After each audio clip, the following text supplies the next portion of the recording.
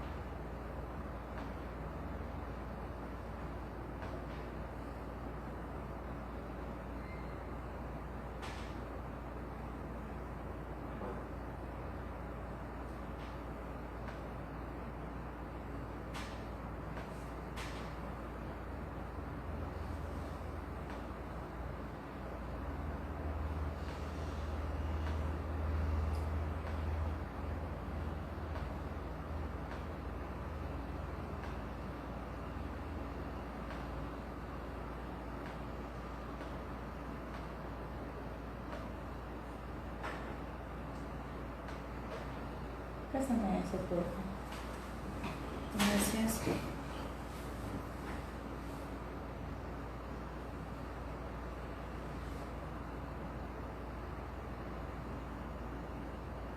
Hola, buenas noches. Estamos esperando que se cumpla la hora. Falta un minuto.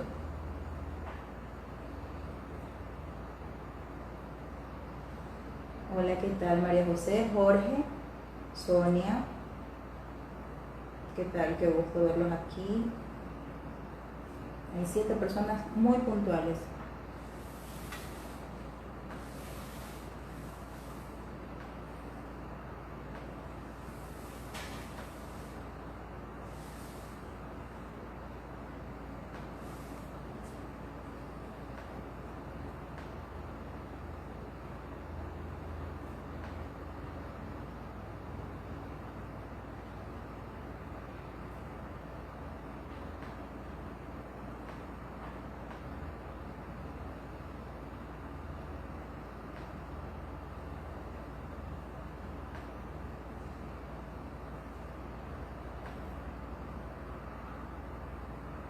Parece que ya estamos transmitiendo y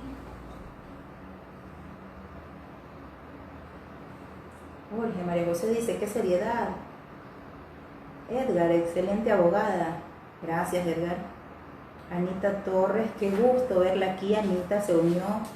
Ginger, un abrazo. Ginger, saludos y gracias por tu apoyo técnico. Lenín se conecta y dice, me alegra que una abogada capaz, inteligente, dé la oportunidad de que sean representados por una persona muy responsable y conocedora del derecho. La felicito, doctora Ana María Salas. Muchas gracias por las consideraciones, querido amigo. Muchas gracias. Henry de la Cruz se unió. Qué bonito verlos a todos aquí. Qué bonito hacer una convocatoria y encontrar personas, unas que conozco y otras que aún no conozco, pero que estoy teniendo la grata sorpresa de encontrarlas, se interesan por estos temas. ¿Quién más está aquí?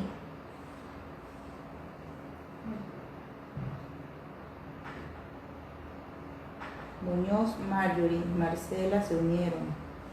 Un abrazo, Marjorie, Marce, Richard. Esperaba. Y vamos a empezar en 2 minutos.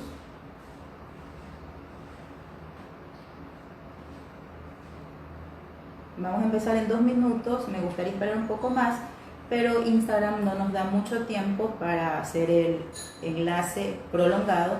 Entonces vamos a tratar de optimizar el tiempo para conseguir un poco más de preguntas y respuestas durante la transmisión. En fin. Buenas noches, queridos seguidores, colegas, amigos y todas las personas que aún no conozco pero que están conectadas a este live en Instagram.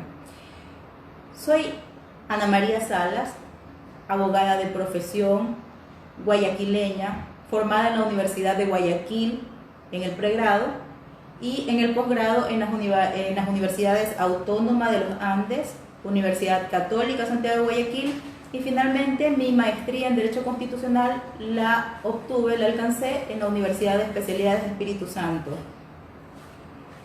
Les comento, para que nos conozcamos un poco más, que he desempeñado varios cargos públicos y privados, y hago referencia a esto porque en todos estos cargos he tenido la grata oportunidad de poder manejarme dentro del mismo ámbito, que es la cobranza forzosa. Antes en los temidos y antiguos juicios ejecutivos y también en los aún vigentes juicios coactivos, que aparentemente son procedimientos bastante fáciles, pero que tienen una amplia gama, no solo para la parte que ejecuta, es decir, las administraciones públicas, que pueden imponer muchas medidas cautelares y de maneras muy creativas, sino también para la persona que tiene que enfrentarlos como sujeto pasivo. Es decir, no es un procedimiento fatal el coactivo, sino que te permite defenderte. En fin, de la experiencia obtenida en las diferentes entidades e instituciones públicas y privadas, me enriquecí no solo con los conocimientos y con la experiencia laboral, sino también conocí e integré a mi vida profesional y personal a muchas personas, a clientes, amigos, estudiantes, maestros, porque también tuve la grata oportunidad de ser docente en el primer instituto universitario, hoy el primer instituto universitario del Ecuador, Tecnológico Espíritu Santo, cuando tuve la oportunidad de ser docente. Entonces cuento con gratas amistades, incluso personas que en ese momento crítico en el que yo estaba en la administración pública tuve que ejecutar, pero debido a que no es el mejor abogado el que más conflictos ocasiona, sino el que llega a las mejores resoluciones, hoy por hoy tengo la gracia, la dicha de que estas personas me valoran como profesional también, no obstante haber sido ejecutadas por mí como persona con la ética que el caso amerita desde una institución pública. Posteriormente ejercí y me encuentro en ese estado en este momento mi profesión de manera independiente, de manera tradicional, es decir, los clientes vienen hasta mi oficina y yo los asesoro, los patrocino o los defiendo según sea el caso, y en los ámbitos civil, administrativo, tributario, constitucional, y manejamos esta tradicional relación del abogado y del cliente. Sin embargo, las últimas tendencias nos llevan a tener un encuentro virtual con ustedes, por ejemplo, en este live en vivo. Este es uno de los proyectos más recientes que tengo como persona y como profesional. Espero seguir contando con el apoyo de todos ustedes. Es mi intención en este encuentro contestar de manera un poco más desarrollada algunas preguntas que desde hace poco que creé mis cuentas en redes sociales, por mensajes internos, me han hecho algunas personas. Las he contestado de manera escueta porque mi intención era presentarme ante ustedes y desarrollarlas, porque ameritan mucho más que una publicación que generalmente tiene que ser un poco vistosa o un poco llamativa o muy concreta. Entonces ahora, cuando de esas publicaciones que ya he contestado, vamos a desarrollarlas y voy a estar leyendo sus preguntas. La dinámica es esta: si está relacionada con el tema que estamos hablando, la contestamos sobre la marcha. Si no está relacionada, pero tienen todo el derecho de preguntar, porque esto es un espacio académico, dentro de lo profesional esto es un espacio académico y me da mucho gusto poder compartir con ustedes. Entonces, si no está relacionada al tema sobre la marcha, me han dado material para que en esta semana yo les conteste mediante más publicaciones escuetas sus interrogantes y luego hagamos otro encuentro en vivo. Vamos a ver. Henry, excelente profesional, gracias, muchas gracias Henry. Marjorie, Sonia, Anita, Carla Carrera. Carla Carrera, un beso. Kelly, Rubí, Lindesa, Juan José, Catherine, muy recordada, te mando un fuerte abrazo, excelente profesional también. Vero Salvador, Anabel, bueno, ya voy a seguir enviando muchos saludos. Hay muchos mensajes muy bonitos de parte de ustedes, me da un poco de vergüenza leerlos porque son sus mensajes generosos. Pero vamos a iniciar con este encuentro académico y teniendo un poco de paso ligero. No sin antes solicitarles que en Facebook visiten mi fanpage, me encuentran como @abg, como abogada, abg Ana María Salas, en Instagram como @Ana María Salas, en WhatsApp me pueden contactar para asuntos profesionales al 096-744-9594 y próximamente está en construcción, gracias a sus valiosos aportes, tanto académicos, profesionales y de situaciones que me exponen por redes sociales, mi página web www.anamariasalas.com. Muy bien, ¿qué es la coactiva tributaria? Esa es una pregunta que me hicieron y que yo contesté de la siguiente manera en Instagram y en Facebook. Es un procedimiento administrativo que permite a entidades de la administración pública ejecutar obligaciones firmes o ejecutoriadas por medio de empleados recaudadores, quienes incluso tienen la facultad de imponer medidas cautelares y de ejecución que salden obligaciones adeudadas. Muy bien.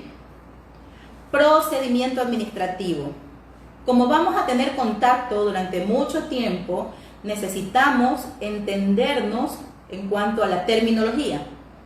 No confundamos un procedimiento, que regularmente es administrativo, con un proceso, que generalmente es judicial.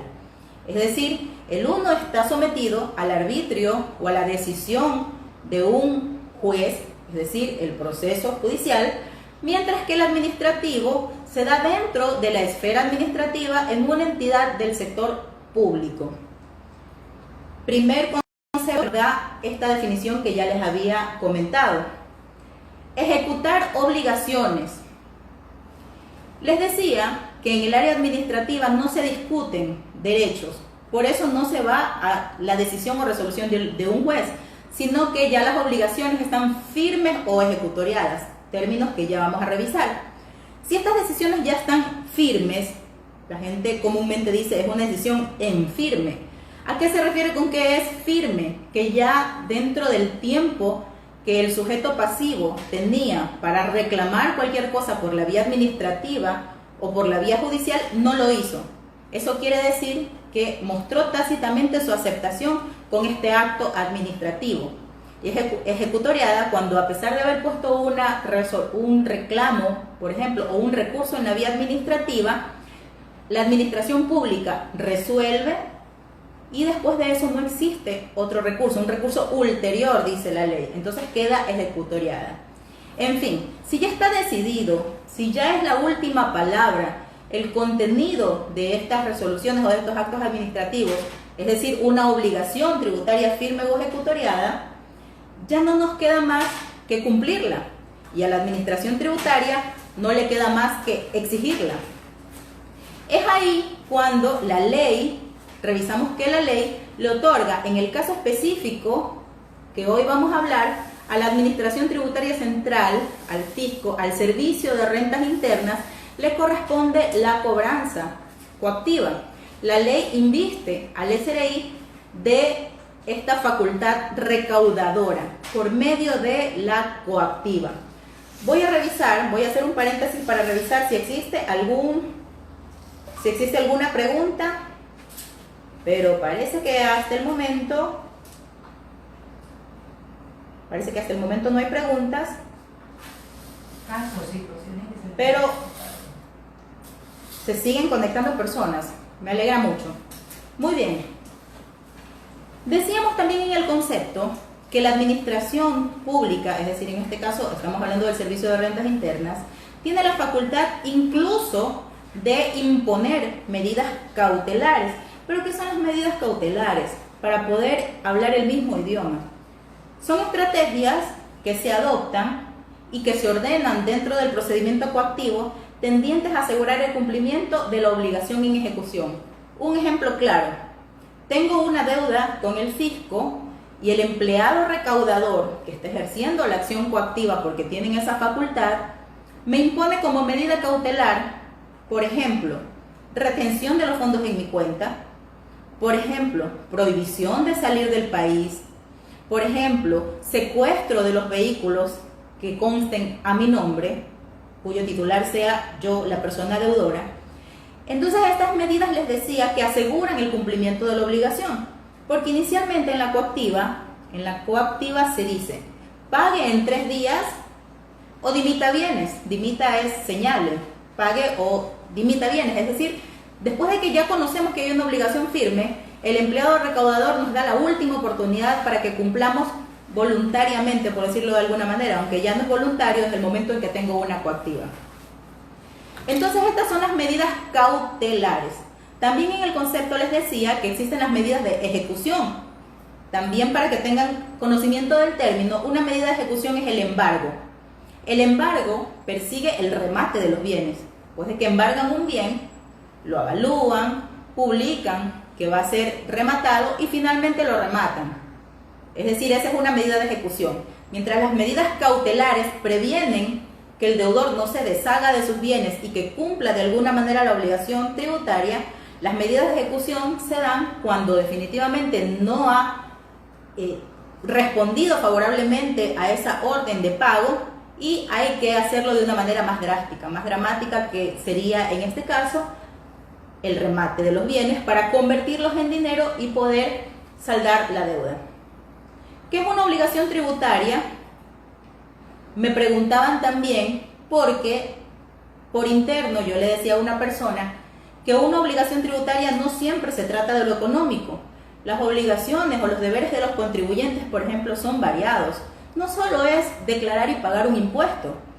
Puede ser que no tuve actividad económica, pero mi obligación como sujeto pasivo, como contribuyente, es declarar que no tuve ingresos, porque el fisco necesita saber cuál es mi movimiento, cuál es mi actividad económica y necesita que yo cumpla con las obligaciones tributarias que se me ha establecido en el RUC. Una obligación no siempre significa que yo tenga que pagar. Por eso les decía en las redes sociales que la obligación tributaria es el vínculo jurídico. No hablamos de solo el económico, hablamos del vínculo jurídico existente entre las entidades acreedoras de tributos y los contribuyentes o responsables, en virtud del cual debe satisfacerse, ahora sí, una prestación de dinero al verificarse lo que la ley estipula para configurar el tributo. Esas son las obligaciones tributarias, ya orientándonos a la parte pecuniaria, a la parte de dinero. Veamos si hay preguntas o si todo está claro hasta el momento. Caso que se le hayan presentado. Silencio, veamos. Todavía no hay preguntas, todavía quisiera saber si existe una diferencia entre secuestro, embargo e incautación. Me dice Anabel Sánchez. Quiere saber si existe una diferencia entre secuestro, embargo e incautación. La pregunta es muy oportuna porque acabamos de hablar de las medidas cautelares y yo recién veo el mensaje. Pero existe una clara diferencia, no una, muchas. Les hablaba que el secuestro, por ejemplo, es una medida cautelar, cautela, tengo cuidado, es una medida cautelar y la medida cautelar pretende prevenir que el deudor se deshaga de sus bienes y no tenga cómo ni con qué bienes responder ante su obligación en el caso de que quisiéramos ejecutarlo. El embargo, decíamos Anabel también, que ya es una medida de ejecución. Yo embargo cuando sé que me dirijo al remate, un poco más estricto. Y la incautación en estos casos no se da en los casos de la coactiva tributaria porque se usa en otros ámbitos, en otras esferas, como por ejemplo en la esfera penal o en el ámbito de sanciones.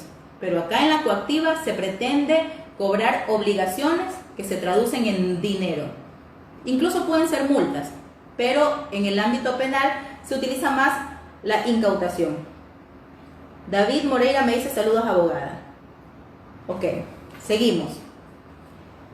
Me han preguntado también muchas formas de extinguir las obligaciones tributarias. Esta pregunta es un poco pícara de parte de la persona que me lo hizo, porque más bien me preguntaba de que necesariamente tengo que pagar una obligación tributaria. Y yo le decía que no necesariamente. Una respuesta que tal vez podría escandalizarlos o decir que poco ético, pero no es el caso. La Constitución del año 2008 nos otorga muchos derechos, entre esos el derecho a la defensa, y entre otros derechos del debido proceso yo tengo derecho a contradecir. Hay muchos casos de contribuyentes que han llegado a tener una obligación firme o ejecutoriada. Cuando la obligación es firme o ejecutoriada, solo le queda pagar, únicamente le queda pagar, y a la administración tributaria únicamente le queda cobrar. Es su obligación, es su facultad y es su obligación. Sin embargo, existen debidos procesos, existe el debido proceso, que es un derecho y garantía constitucional.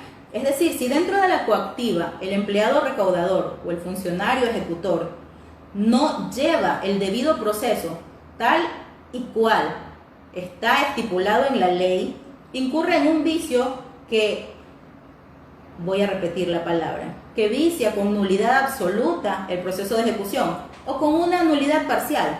Pero en ese caso, la persona que está siendo ejecutada tiene todo el derecho de reclamar el debido proceso, porque es un derecho que la Constitución de la República le otorga. Entonces, vamos a hablar de las maneras convencionales de extinguir las obligaciones. Y después vamos a la parte pícara de quien me lo preguntó, porque yo sé por qué me lo preguntó y finalmente despejé su duda por interno. Solución o pago. Es la primera de 5 formas de extinguir las obligaciones. Como su nombre lo indica, se trata del pago. Simplemente sabemos cuánto debemos, incluyendo intereses. La administración tributaria nos puede cobrar intereses, la ley así lo faculta: intereses, multas, recargos, costas procesales, capital. Entonces, la solución o pago es, como su nombre lo indica, el pago. Me llega el auto de pago, incluyendo los intereses, tengo 3 días para pagarlo, hago el pago. Segunda forma de extinguir las obligaciones, la compensación. Lo voy a decir en términos bastante sencillos. Es cuando las obligaciones se netean o se cruzan, porque el deudor, si el sujeto pasivo, el contribuyente, tiene créditos líquidos. Puede ser por tributos pagados en exceso, por tributos pagados indebidamente, con esa misma autoridad administrativa, con esa misma entidad. Por ejemplo, yo tengo un proceso coactivo porque debo por el impuesto a la renta del año que acaba de pasar. Declaré y no pagué. Pero también tengo créditos líquidos porque yo he solicitado algún tipo de devolución y ya existe una resolución del Servicio de Rentas Internas que dice que en efecto esa devolución que yo he solicitado, la administración tributaria ha resuelto que sí me la otorga, que sí amerita que se me devuelva. Teniendo un crédito por un lado y una deuda por el otro lado, si estos fueran suficientes los valores, se pueden cruzar, netear. Si me sobra crédito, pues me lo devuelven, y si me falta crédito, se compensa con mi deuda y sigo debiendo un poquito más. Pero eso es la compensación, es el cruce, es el neteo. Cuando a esa misma administración yo he solicitado y se me ha otorgado un crédito y este ya es líquido. La mera expectativa no representa un crédito líquido. Hay muchas personas que dicen: no voy a pagar este año tal impuesto porque voy a solicitar, hace 2 años yo, según mi contabilidad, tengo un crédito tributario por tal valor que supera el valor de mi deuda, entonces no voy a pagar el impuesto. Eso de pensar que tengo un crédito tributario y no solicitarlo hasta que llegue a una resolución, eso representa una mera expectativa. Es decir, no tengo nada, no tengo un crédito si no lo he solicitado y si la administración no lo ha aprobado. Vamos a ver qué pasa. Marjorie Muñoz me dice: Ana María, tengo una duda. En materia civil, una persona presta dinero y dichas personas fallecen. Los fallecidos dejan a su acreedor firmada una letra de cambio. La pregunta es: Y todavía no me dice, ya me va a decir, pero eso es en materia civil, Marjorie. Estamos hablando de la materia tributaria y de manera específica coactiva tributaria, pero tu pregunta será contestada en mi muro en los próximos días, porque no es justo que mi seguidora se quede con una inquietud. No te la contesto ahora para no salirnos del contexto. Ginger Arreaga Guillón me pregunta: querida Anita, las obligaciones tributarias adquiridas por el esposo al morir las adquiere la esposa. Vamos a hablar de eso en esta misma sesión, Ginger. La respuesta es depende, pero ya vamos a contestar. Marjorie, quedamos pendientes con tu respuesta porque es en materia civil. Anabel dice: ¿y si puedo frenar la coactiva con acción de personal? Anabel, la acción de personal es un documento que se utiliza a nivel administrativo para otro tipo de situaciones, por ejemplo, para nombramientos provisionales, definitivos. Es un trámite administrativo, pero más relacionado con el de personal, como su nombre lo indica. Hay otro tipo de acciones para frenar la coactiva y ya las vamos a tratar. Seguimos. La tercera forma de extinguir las obligaciones es la confusión. Este término es confuso, como su nombre lo indica, porque también lo vemos en materia civil o procesal civil, lo vemos en materia tributaria y en todas las materias en las que se hable de obligaciones. Este modo de extinguir las obligaciones tributarias es aquel que se da cuando el acreedor de la deuda se convierte en deudor de dicha obligación y como esto es como consecuencia de la transmisión o transferencia de los bienes. Les doy un ejemplo. El Servicio de Rentas Internas cobra impuestos a los vehículos, por ejemplo. Entonces, si adquiere para el uso, me voy a inventar una situación para poder ser un poco más didáctica. Adquiere una flota de motos, nuevas o usadas, motos, para los mensajeros de la institución. Y estas motos tienen que pagar un impuesto, pero ese impuesto se lo tienen que pagar al propio dueño de las motos. No nos confundamos, como el nombre de este modo de extinguir las obligaciones señala, sino que ellos al adquirir estos bienes, la transferencia de estos bienes los convierte a ellos en deudores y acreedores de estas obligaciones tributarias. Así se extinguen. Es como sacarse dinero de un bolsillo para metérselo al otro. La cuarta forma de extinguir las obligaciones, el cuarto modo, es la remisión. Es un poco conocida en el ámbito tributario porque se trata, en breves palabras, de la condonación. Pero esta condonación no se puede dar simplemente por una resolución o por un acto de la administración, sino que debe existir una ley que la respalde. En materia de tributos, solo corresponde al presidente de la República emitir este tipo de leyes. Y la final, que era donde quería llegar mi seguidor preguntón, es la prescripción de la acción de cobro. Porque él me decía que le había llegado una providencia dictada dentro de un procedimiento coactivo del que él no tenía noticias hace muchos años. Y entre las personas deudoras es muy común que siempre estén esperando la prescripción de la acción de cobro. Entonces, la prescripción es la pérdida de la facultad para ejercer la acción de cobro que recae sobre la administración tributaria por no haber ejercido dicha facultad en los términos o plazos establecidos para el efecto en la ley. Es decir, es un llamado de atención a la administración tributaria que no hizo su trabajo dentro del tiempo que debía hacerlo o dentro del marco legal. ¿Cuál es la forma más común de extinguir las obligaciones? Me preguntaba la misma persona. Pues la solución o pago. Si yo pago, evito todos los problemas, pero les recuerdo siempre, el pago no siempre es procedente. Es ahí cuando ustedes necesitan al abogado para que los asesore de manera ética por un lado y a ustedes también, por el lado de ustedes también. Me preguntan, y esto tiene que ver con la pregunta de Ginger, que la voy a contestar ahora, acerca de las obligaciones tributarias se heredan. Vamos a ver, ¿quién más preguntó? Está Wendy. Wendy, buenas noches, gracias por conectarte. Wendy Vaquerizo. Vamos a ver. No veo más preguntas, entonces vamos a contestar la pregunta de Ginger Arreaga Guillón. Las obligaciones tributarias se heredan. Les comento, y aquí vamos a mezclar un poquito el ámbito civil con el ámbito tributario. ¿Por qué vamos a mezclar el ámbito civil con el ámbito tributario? porque cuando me hablan de herencia, me están hablando de un título o de un libro, mejor dicho, para hablar con propiedad, de un libro del Código Civil. El Código Civil, su tercer libro, es el libro de la sucesión por causa de muerte. Si ustedes me hacen una pregunta referente a las herencias, entonces yo debo referirme a la sucesión por causa de muerte, porque para que haya una herencia o un legado, tiene que existir un difunto o causante. Entonces, la sucesión por causa de muerte comprende bienes, derechos y obligaciones transmitibles, Ginger. Esto está en el artículo 993 del Código Civil. Repito, ¿cuáles son las cosas que se heredan?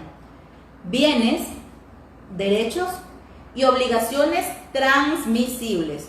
Estoy haciendo énfasis en la palabra transmisibles y no solo derechos y obligaciones. Derechos y obligaciones transmisibles.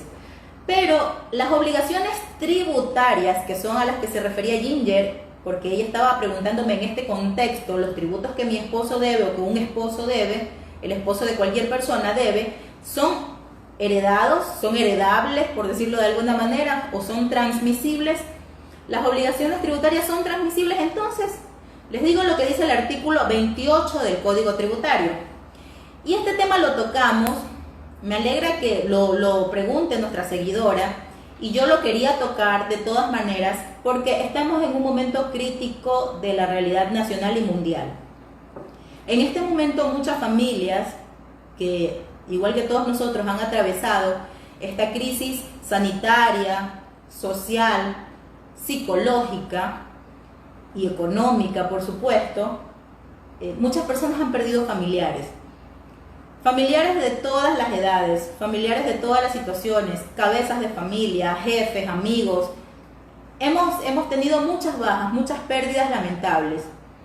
Y una vez que hemos retornado a la realidad y nos hemos dado cuenta de que ya no están, pues con cabeza fría tenemos que analizar qué situaciones no pudieron dejar en orden. Porque la muerte le ha llegado a muchas personas de una manera tan sorpresiva que nos genera esta crisis psicológica de la que les estaba hablando. Entonces hay que hablar de esto. Fallece una persona que tenía obligaciones tributarias pendientes, sin honrar, sin pagarlas. ¿Qué dice el artículo 28 del Código Tributario? Artículo 28. Responsables como adquiriente o sucesor. Son responsables como adquirientes o sucesores de bienes. 4, vamos a hablar del 4, los sucesores a título universal respecto de los tributos adeudados por el causante. Ya les dije que el causante es el fallecido, el muerto, el difunto. Y 5, los donatarios, es decir, en una donación el donatario es el que recibe. Y los sucesores a título singular respecto de los tributos adeudados por el donante o causante correspondientes a los bienes legados o donados. También para seguir incrementando nuestra cultura legal, tributaria y para nuestra cultura, nuestro acervo en general, no siempre se hereda. Yo heredo solo a título universal. La palabra está bien utilizada si yo soy la única que va a suceder en los bienes, derechos y obligaciones al causante.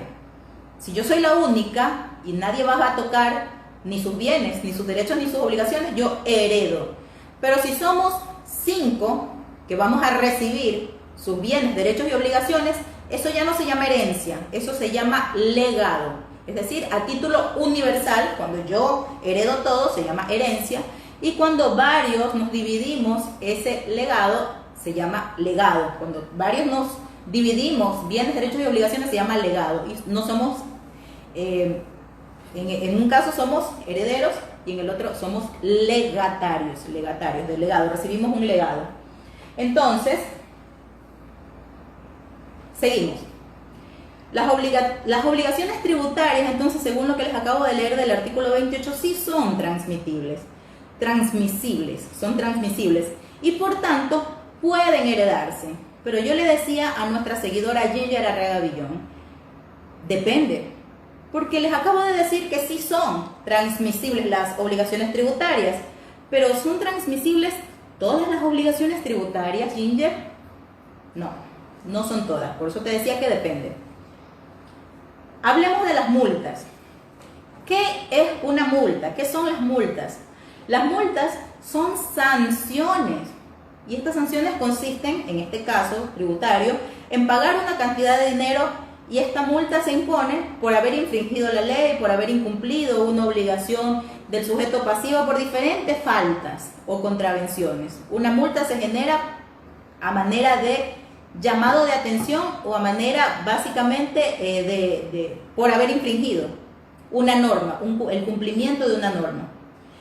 Y en materia penal, cuando se infringe una norma, este tipo de infracciones, delitos, contravenciones son personalísimos. Eso quiere decir que si yo voy a moverme al ámbito penal, porque estamos hablando de sanciones y las multas son sanciones. Es decir, que si yo, por ejemplo, robo, mato, hurto, cometo algún tipo de delito en la esfera penal, estos delitos o las sanciones por estos delitos, en el caso de mi fallecimiento, no se transmiten a mis herederos, porque las sanciones por este tipo de infracciones son personalísimas. Entonces ellos no deben pagar mi culpa penal. Ellos tienen su propia vida, ellos tienen sus propias restricciones. Entonces las multas, que son sanciones, no son transmisibles. No así, por ejemplo, el impuesto a la renta. Hablemos del concepto de impuesto a la renta, que sí es una obligación transmisible. ¿Qué se considera como renta para efectos tributarios? Los ingresos de fuente ecuatoriana obtenidos a título gratuito o a título oneroso. Gratuito significa lo que significa y oneroso significa que tiene un precio. Provenientes del trabajo, del capital o de ambas fuentes, consistentes en dinero, especies o servicios. También se entiende como renta los ingresos obtenidos en el exterior. Escuchen esto que es novedoso, seguramente no lo conocían, pero también se entiende como renta y es susceptible de pagar impuestos en Ecuador. Los ingresos obtenidos en el exterior por personas naturales domiciliadas en el país o por sociedades nacionales de conformidad con lo dispuesto en el artículo 98 de esta ley. Cuando hablo de esta ley, estoy hablando de la Ley de Régimen Tributario Interno. Entonces, ¿qué pasa? Que las sanciones, las multas, son personalísimas porque son sanciones, mientras que el impuesto a la renta son ingresos que tienen las personas y de las cuales no se benefician solos, se benefician ellos y en teoría se beneficia también su familia, su entorno. Es decir, que en el caso de que una persona que ha obtenido rentas y le debe de rentas al fisco, fallece, sus legatarios van a recibir tanto los bienes que obtuvo con esas rentas como los derechos y obligaciones que de ellas se derivan. Otra pregunta que me hicieron por interno es: ¿qué señala la Ley de Apoyo Humanitario acerca del cumplimiento y exigibilidad de las obligaciones tributarias? No me lo preguntaron así, en realidad me preguntaron ¿qué pasa ahora con las deudas que se vencieron en la época de pandemia?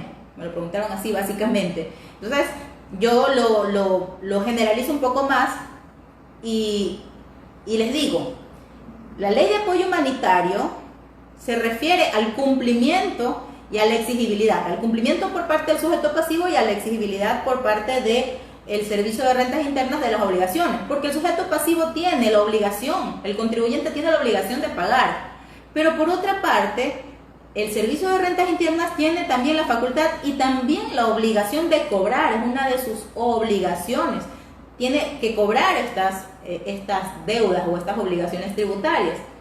Entonces les comento que entre las disposiciones transitorias de la Ley de Apoyo Humanitario encontramos la disposición transitoria 23ª, que dice: para efectos del estado de excepción por calamidad pública establecido en el decreto 1017 y durante todo el tiempo que dure la emergencia sanitaria y por 180 días adicionales, estamos hablando de 6 meses más, se termina la crisis sanitaria, se decreta que el término, y por 180 días adicionales, o sea, tenemos completamente perdido el año 2020 para materia de exigir, para efectos de exigir el cumplimiento de las obligaciones tributarias, quedan suspendidos todos los procesos de coactiva que a la fecha de declaración del estado de excepción, es decir, 16 de marzo del 2020, se hayan instaurado o se encontraren ejecutando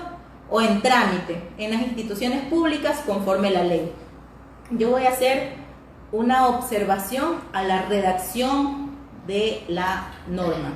Me dicen que se hayan instaurado, procesos coactivos que se hayan instaurado, procesos coactivos que se encontraren ejecutando, si se instauraron, se están ejecutando, o procesos coactivos en trámite, si se instauraron y se están ejecutando, están en trámite. El legislador dijo 3 veces exactamente lo mismo. Sin embargo, seguimos, en las instituciones públicas conforme la ley. Según el tenor literal, según el texto, según lo que dice esta disposición transitoria 23ª, sí se pueden iniciar nuevas coactivas, porque lo que está detenido y suspendido son los procesos de coactiva que a la fecha de declaración del estado de excepción se instauraron, se encontraban en trámite o se estaban ejecutando. No tendría sentido ni beneficio alguno, claro, porque si estaban antes y yo me vencí porque no pude trabajar en la época de la pandemia, del auge de la pandemia, en el brote y en la parte más crítica, ¿en qué me está beneficiando? Cobra sentido cuando leemos la disposición transitoria segunda y la disposición transitoria tercera.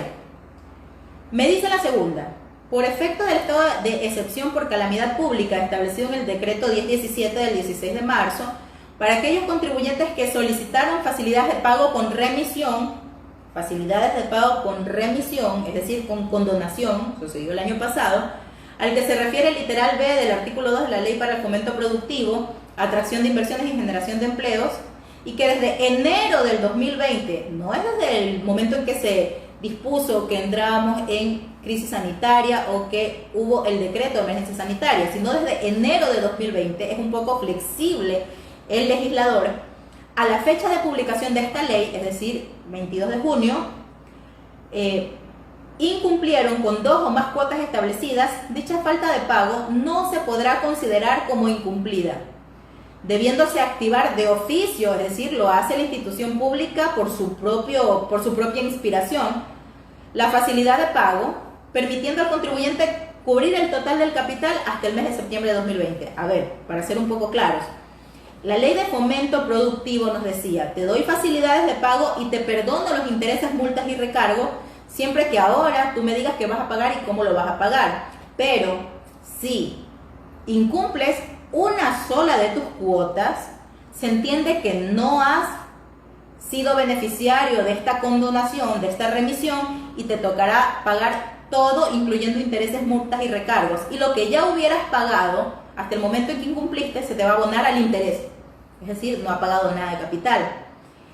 Eso es lo que decía la Ley de Fomento Productivo. Pero, dadas las circunstancias de la emergencia sanitaria, esta norma ha quedado sin efecto para reemplazarla por esta y decirle: servicio de rentas internas, las personas que pidieron facilidades y que desde enero hasta acá se vencieron, porque desde enero hasta acá hubo repercusión a nivel mundial por la emergencia sanitaria, que incumplieron desde enero hasta acá, no se va a entender que incumplieron con los pagos. Eso sí, tienen hasta el mes de septiembre para ponerse al día. Y la disposición transitoria tercera pues habla de otra norma que también permitía facilidades para el pago y de los contribuyentes que se acogieron a ella, pero que tuvieron que, por fuerza mayor, tuvieron que incumplirla. Vamos a ver si tenemos alguna otra pregunta. ¿No tenemos más preguntas? No tenemos más preguntas más que la de Marjorie, que la tengo muy pendiente, pero que es del ámbito civil y que se la vamos a contestar durante la semana en una publicación expresa y con un agradecimiento también expreso.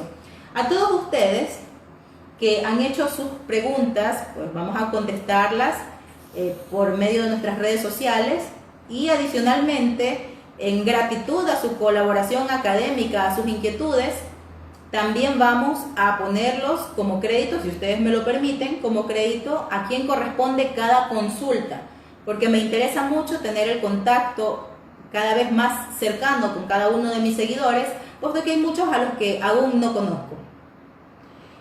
Voy a revisar por última vez si hay alguna otra pregunta o si todo quedó claro. Jorge Coronado Vallejo. Las pensiones por concepto de jubilación son susceptibles de declaración para efecto del impuesto a la renta y pregunto si pueden ser afectadas por la coactiva. Vamos a ver, pensiones por jubilación. Jorge, me estás hablando del ámbito laboral, pero vamos a ver qué parte de esta tiene relación con el área tributaria, que sí hay, y cuál de estas tiene relación con la coactiva, porque también incluye esto en tu pregunta. Las pensiones por concepto de jubilación son susceptibles de declaración para efectos del impuesto a la renta. Todas las personas, Jorge, que están bajo relación de dependencia y que reciben algún tipo de contraprestación, ya sea por su trabajo o por el trabajo que ejercieron en determinado momento, al final del año su patrono, por sus ingresos percibidos dentro de la relación de dependencia, su patrono les elabora un formulario que conocemos como el formulario 107. Entonces, ese es, si es que llegan a la base imponible, es susceptible del pago del impuesto a la renta.